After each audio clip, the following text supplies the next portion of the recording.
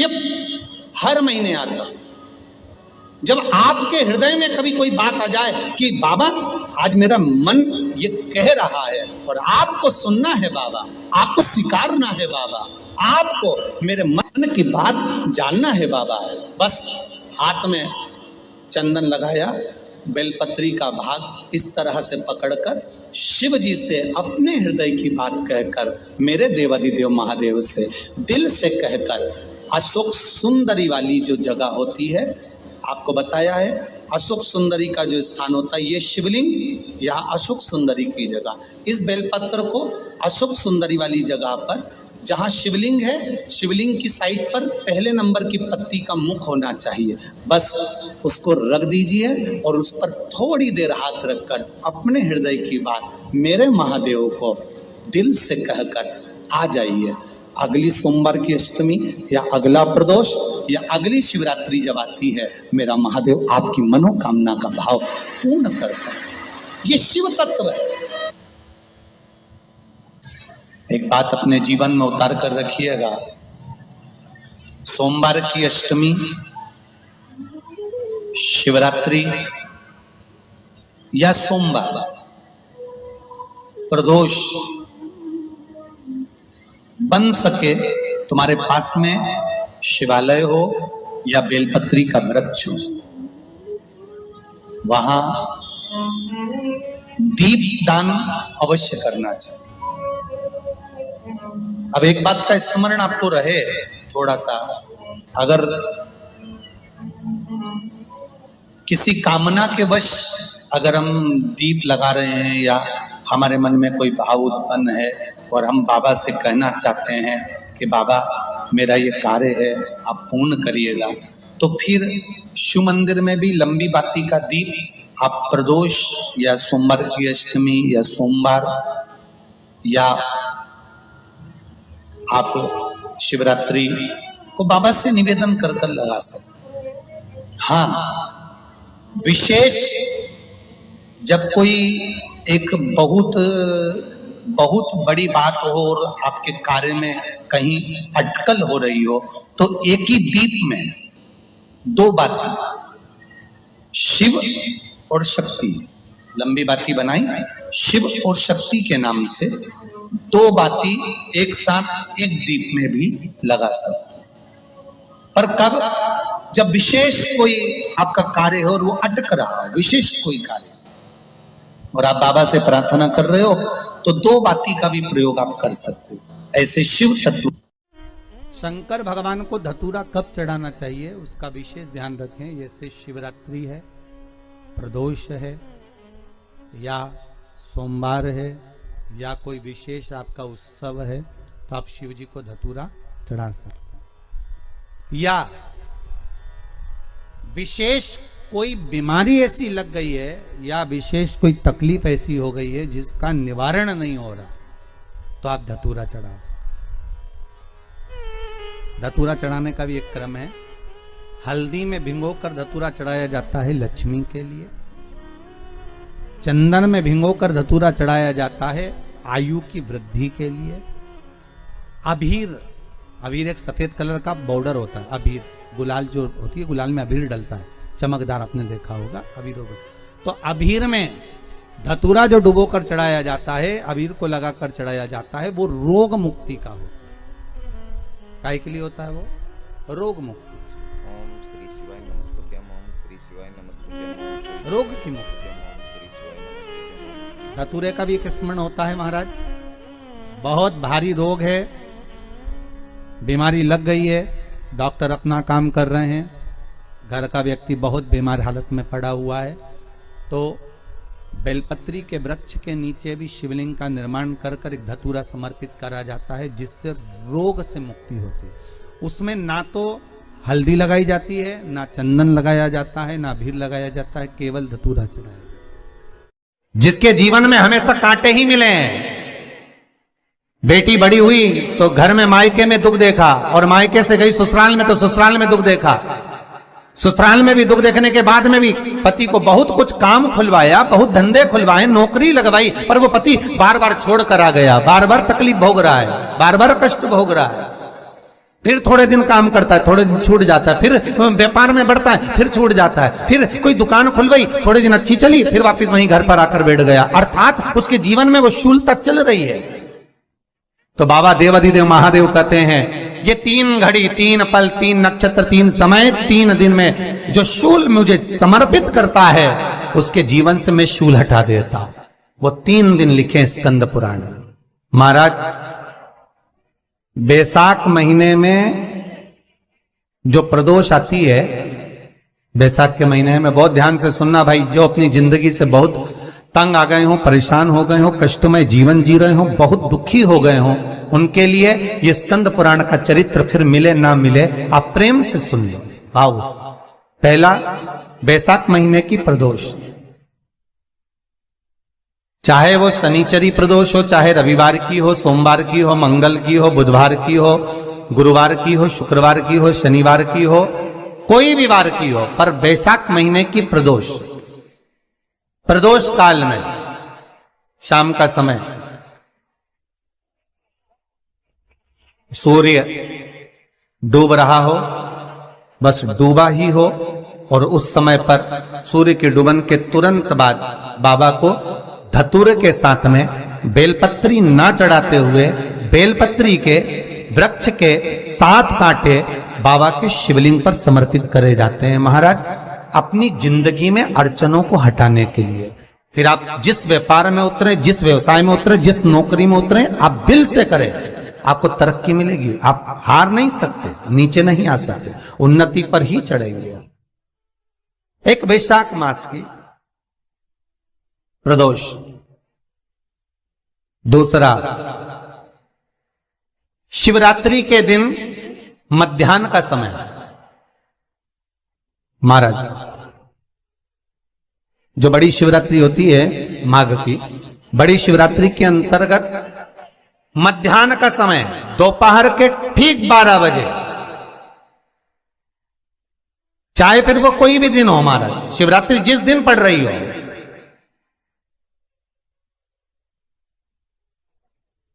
उस दिन भी धतूरे के साथ बाबा को 7 कांटे बेलपत्री के वृक्ष के समर्पित होते हैं महाराज। इसमें आप ये वाले जो कांटे हैं, जो शिवरात्रि के दोपहर 12 बजे वाले हैं, अगर कोई मदिरा पीने वाला हो, व्यसन में डूबने वाला हो, कोई जुआ खेलने वाला हो, कोई गलत वैश्यावृत्ति करने वाला, या अपने मार्ग से विचलित कोई व्यक्ति है, उसके लिए भी ये कांटे बहुत काम आते हैं महाराज। दूसरा, पार्वती, तेरे द्वारा तेरे नयन अश्रु से जो प्रगटा हुआ बेल का वृक्ष है, द्वितीय शूल मैं वहां धारण करता हूं, तृतीय शूल, तीसरा शूल जो वर्णन करा गया महाराज, भगवान श्रावण के महीने में जो भी दूसरा सोमवार पड़े, जो भी पड़े, श्रावण के महीने का जो दूसरा सोमवार होता है, उस दूसरे सोमवार में रात्रि के समय पर, अर्थात शास्त्र अब घड़ी और पल का स्मरण करेंगे तो रात्रि के बजेंगे 10 से 12 बजे महाराज, 10 से 12 के बीच में धतूरे के साथ बाबा को शूल समर्पित होता है महाराज। ये भी हमारी बाधाओं को, हमारी तकलीफों को, व्यापार व्यवसाय के लिए, नौकरी सर्विस के लिए, बहुत सारे एग्जाम में आप बैठ लिए, गवर्नमेंट एग्जाम के लिए बैठ लिए, नहीं हो रहा, ये 3 बार मेरे शंकर को बेलपत्री के वृक्ष के शूल समर्पित होते हैं, उसका आनंद पाना और उससे अपने को सुख प्राप्त करना।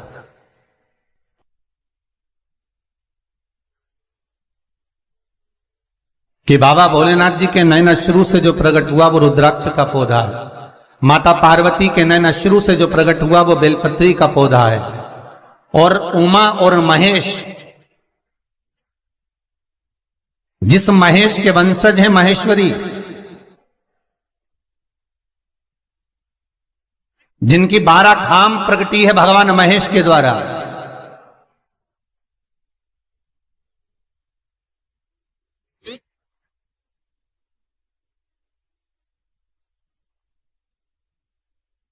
वो महेश और उमा और महेश का जो चरित्र है कि उमा और महेश का जब प्रागट्य हुआ, उमा और महेश जब दोनों आनंद में विभोर होकर जब चलते हैं और दोनों के बैठने से तप मुद्रा से जो पौधा उत्पन्न होता है वो शमी का पौधा है।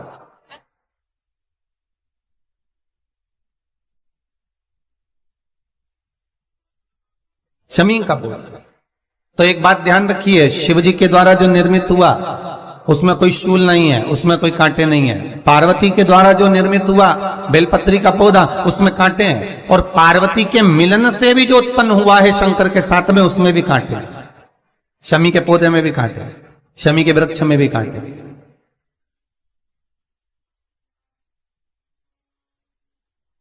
तो पार्वती जी स्कंद पुराण में प्रश्न कर रही हैं भोलेनाथ जी से कि प्रभु मुझे ये बताओ कि आपके द्वारा जो निर्मित हुआ उसमें शूलता नहीं है, पर मेरे द्वारा जो निर्मित हुआ उसमें शूल क्यों आया है, उसमें कांटा क्यों आया है? थोड़ा सा माताओं, मेरी जीजियों, आपको थोड़ा बुरा तो लगेगा इस प्रसंग को सुनकर, पर लग जाए, पर आज कथा निकली है तो सुन लो है कि शिवजी जिस रुद्राक्ष को उत्पन्न कर रहे हैं उसमें शूलता नहीं है, पर पार्वती जी जो संग में मिली हैं उसमें भी शूलता है, और पार्वती के द्वारा जो प्रकट हुआ बेलपत्र उसमें भी शूलता है। तो भगवान महादेव बोलते हैं, पार्वती मैं तुझे कुछ कहूं और कहने पर तुझे तेरे हृदय में कोई बात चुभे, शूल लगे तो मुझे ठीक नहीं लगेगा। नहीं नहीं नहीं, आप कहिए प्रभु, मैं सुनने के लिए तैयार हूं, आप तो बोलो कि कारण क्या है। भगवान कहते हैं, पार्वती बस अंतर इतना है, नारी का जो स्वभाव होता है, स्त्री का जो स्वभाव होता है, उसके हृदय में छोटी छोटी बात के शूल बहुत होते हैं।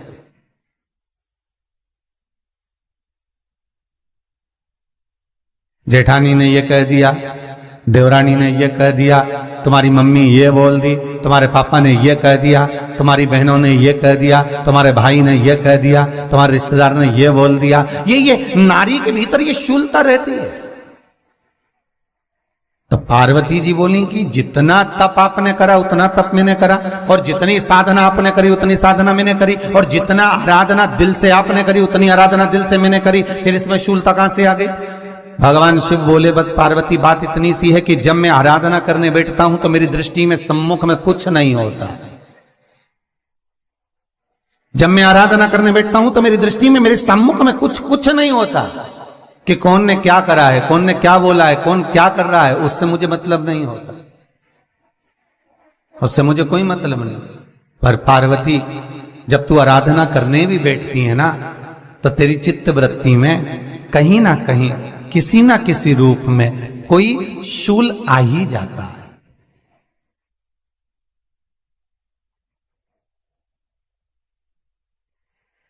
कई माताओं की आदत देखी साहब, भगवान की सेवा करने बैठी है तो भी भीतर थोड़ा सा शूलता भरी हुई है। महाराज बताओ, इतने सारे भगवान इकट्ठे कर लिए, मैंने बोला था बहू से कि वहां रख लेती है, बताओ इतने सारे यहां पर लाकर रख दिए हैं, अब इसकी सेवा करना पड़ रही है, अब ये करना पड़ रहा है।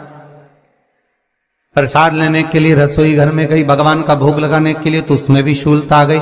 इतने घंटों से मैं सामान ढूंढ रही, फ्रिज में मिल ही नहीं रहा, मैंने रख के गई थी, भगवान जाने कहां चले गए।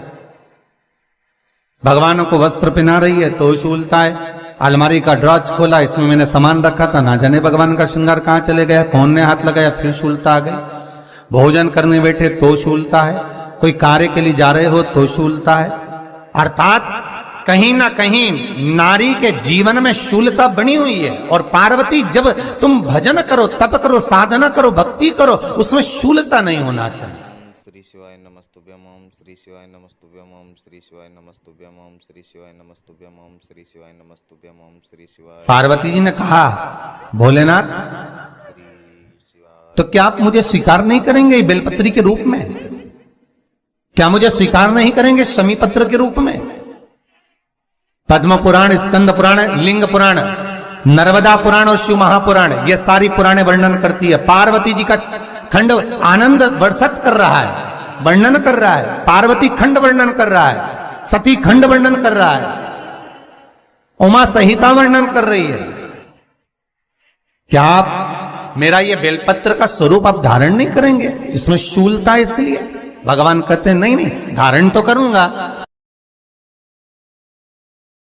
वो केवल शिवरात्रि, आप लोगों ने भी पढ़ाई करी होगी, हमने भी करी।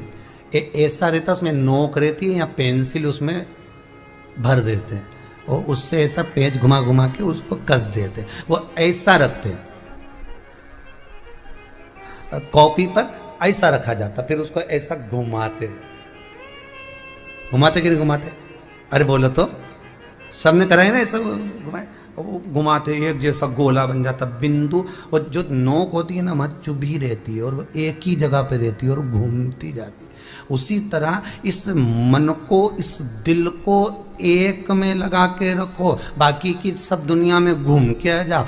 दिल एक में लगा कर बैठ गए, चित्त एक में लगा कर बैठ गए, तो सृष्टि में कहीं पर भी घूम कर आओगे, परमात्मा उस जगह पर हाजिर मिल जाएगा। पर स्थान मत छोड़ना, जगह चित्त वृत्ति ना छूटी जाए, भगवान का भजन ना छूटे, उसका स्मरण ना छूटे। ये वस्तुएं, ये सामान, ये सामग्री, ये दौलत, ये सत्ता सब जाने वाली। जहां बैठे हो उस मन को वहां लगाना। हम तो यहां तक कहते हैं, यहां तक कहते हैं, होटल में जाओ तो दिल होटल में लगा लो, होटल में जाओ तो दिल होटल में लगाओ, खाने में लगाओ, बफेट में जाओ तो बफेट में लगाओ, शादी में जाओ तो थोड़ा रिश्तेदारों में लगाओ, और अगर सत्संग में आओ तो मेरे भोलेनाथ में लगाओ। दिल लगाना ना भूलिएगा। परमात्मा को थोड़ा समय जितना दे रहे हो, 3 घंटा, 2 घंटा, 2.5 घंटा, 1 घंटा, आधा घंटा, जितना हम भगवान को देना, उतनी देर भगवान में चित्त होना चाहिए, उतनी देर भगवान में मन लगाना चाहिए। पर ना जाने दुनिया के लोग कहां चले गए, वह मोबाइल ने सब हटा दिया। हर 15 मिनट में ऐसी याद आए ना, व्हाट्सअप खोल के बैठ जाए। आप इस त्रिपुंड 3 रेखा का दर्शन भगवान विष्णु के मस्तक पर भी कर सकते हैं। आप ये 3 रेखा का दर्शन स्वयं ब्रह्मा के मस्तक पर भी कर सकते हैं। आप ये 3 रेखा का दर्शन स्वयं भगवान कृष्ण के मस्तक पर भी कर सकते हैं, श्री जी बाबा के मस्तक पर भी कर सकते हैं इस त्रिपुंड का दर्शन। बस अंतर इतना है, शिव जो त्रिपुंड लगाए हैं वो आड़ा है। तिरुमाला में जो तिरुपति बाबा का अपन दर्शन करते हैं, जो त्रिपुंड लगाए हैं वो खड़ा है, 2 सफेद बीच में लाल। मेरे श्री जी बाबा ने भी अपने मस्तक पर त्रिपुंड धारण कर रखा। मेरे श्री जी बाबा ने भी अपने मस्तक पर त्रिपुंड धारण करा है, और बाद में एक कुंकू की रौली की एक तिलक को धारण कर रखा है। तो वो त्रिपुंड का जो दर्शन हो रहा है, सोने की 3 रेखाओं का जो दर्शन हो रहा है, वो आप करेंगे। वो सोने की जो 3 रेखाएं, उसका जो दर्शन हो रहा है, वो आप कर सकते हैं। हर महीने शिवरात्रि आती है, प्रत्येक महीने शिवरात्रि पड़ती है, और प्रत्येक महीने की शिवरात्रि पर अगर आपसे बन सके, आप दुनिया में अगर आपके पास में लोग कहें कि ये बहुत गरीब व्यक्ति है, बहुत साधारण व्यक्ति है, इसके पास धन नहीं है, वैभव नहीं है, सत्ता नहीं है, इसके पास खुद का मकान नहीं है, इसके पास खुद की प्रॉपर्टी नहीं है, इसके पास खुद की दुकान नहीं है, दूसरे के यहाँ काम करता है, इसके पास कुछ भी नहीं है, हम उनसे कहेंगे 12 महीने शिवरात्रि आती है, 5 जगह पर चढ़ाई हुई बेलपत्र, आप 1 वर्ष 12 शिवरात्रि का एक नियम ले लो, 5 जगह पर बेलपत्र समर्पित करना सीख जाओ। एक बेलपत्र अशोक सुंदरी वाली जगह पर, डंडी का मुंह नीचे की ओर। दूसरी बेलपत्र माता पार्वती जी के हस्त कमल पर। ये 2 पत्ती जो होती है, इस पत्ती के 2 भाग शिवलिंग के बीच में हो। तीसरी बेलपत्र भगवान शंकर के शिवलिंग पर, डंडी का भाग आपके विपरीत दिशा में करो। एक बीच वाले पत्ते पर एक चावल का दाना रखकर शिव जी को समर्पित करना। क्यों? जो तुमने पूर्व में जल चढ़ाया है, वो चावल का दाना अक्षय, उसको अक्षत माना जाता है, अक्षय माना जाता है। मतलब तुमने अभी तक जो जल समर्पित करा है वो कभी समाप्त नहीं हो सकता।